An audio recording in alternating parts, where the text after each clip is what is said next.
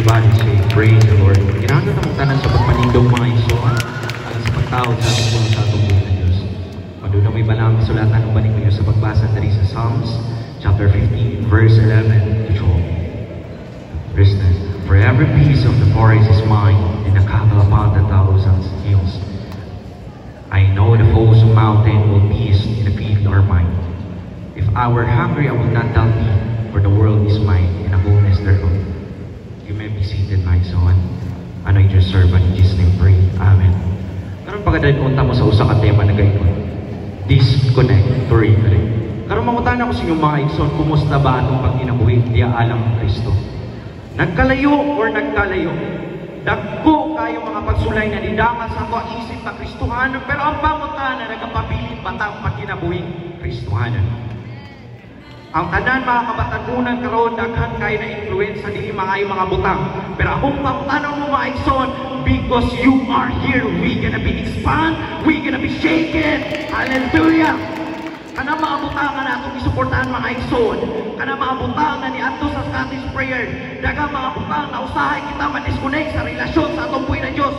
Usa na niya na mga igsoon, lack of spiritual practices. Kana di ta mo simba, di ta mo attend sa Scottish prayer, di ta mo support, di ta mo atong tingog because of this. And there's a lot of advice, but I'm gonna tell you, you are here because of the grace of God, not because of you.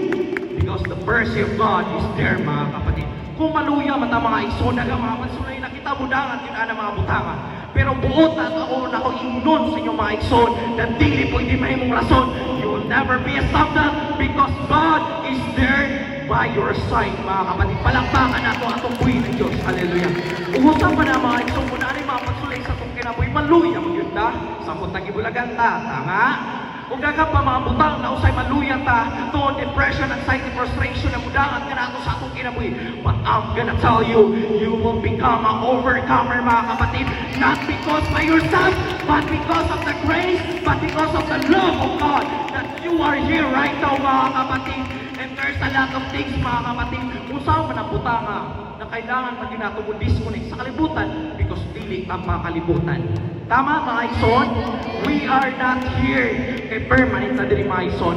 We are here because we are a warrior, we are a soldier of Christ, mga kapatid.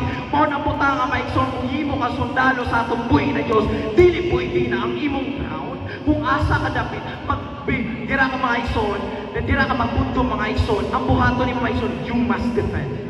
You must defend the calm of the Lord. You must defend the field of the Lord in order to harvest a good harvest. Dili po hindi na mahimo ka sundalo ni Kristo. Samtang ikauban mo ang kaaway. You cannot serve a two master.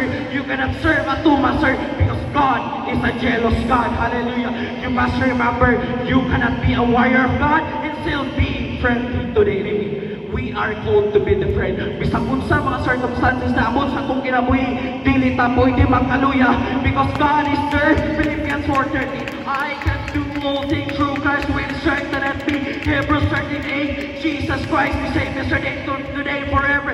So right now, mga kapatid, being a Christian, your nature as a Christ, mga kapatid, must be maintained, not by change, mga kapatid. Dili na ito pwede baguhon, my son, kung hindi mo siya nakikita sa harap, kung hindi mo siya baka nasa likod siya, mga kapatid. Kung wala ni mo siya nakita sa wala, baka nasa sa imo to. Pero kung wala ni mo siya nakita bisagasa, ang anong tayo sa atong buhay na Diyos. Because we know we can do nothing without the help of God. And we are here, mga kapatid, to be born and to change the world, mga kapatid, because of God, mga kapatid. Unaw-unaw na ito, mga igsoon, that the first Exodus 14:14, the Lord will fight for us. Ayaw ko lang mga igsoon, na hanya na kamuda si mga igsoon, kung neutrali mga igsoon. If you have a chance to do that thing, mga kapatid, do it right now. Share the words of God. Ayaw pag-ibulong, pagkabuol, mga kapatid, because we have ears, mga kapatid, to listen to words of God. So I'm gonna tell you right now, mga kapatid, hallelujah, you are called to be different, and we are called to be more. Praise the Lord, palakpakan na ito.